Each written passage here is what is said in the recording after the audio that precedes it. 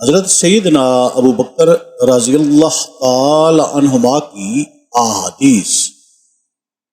آپ کا اسم گرامی عبداللہ بن عثمان بن عامر بن عمر بن سعد بن تیم بن مرہ ہے۔ حضرت اسما بن حکم فزاری رضی اللہ تعالی عنہ فرماتے ہیں کہ میں نے حضرت علی رضی اللہ تعالی عنہما کو فرماتے سنا،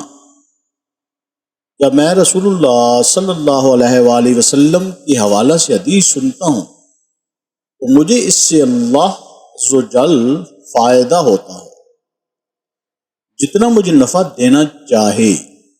حضرت علی رضی اللہ تعالی عنہ نے فرمایا اور مجھے ابو بکر نے بیان کیا، اور حضرت ابو بکر نے سچ ہی کہا، بے شک رسول اللہ صلی اللہ علیہ وآلہ وسلم نے فرمایا، جس بندہ سے گناہ ہو جائے پھر وہ وضو کرے اور 2 رکعت نفل ادا کرے، پھر اللہ عز و جل سے بخشش طلب کرے تو اس کو بخش دیا جاتا ہے۔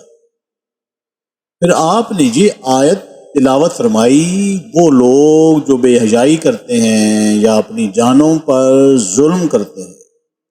اور اللہ کو یاد کر کے اپنے گناہوں کی بخشش طلب کریں، اور دوسری آیت، اور جو برا عمل کرے یا اپنی جان پر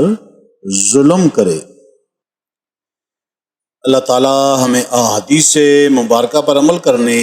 اور اس پیغام کو ہر انسان تک پہنچانے کا ذریعہ بنائے، آمین یا رب العالمین۔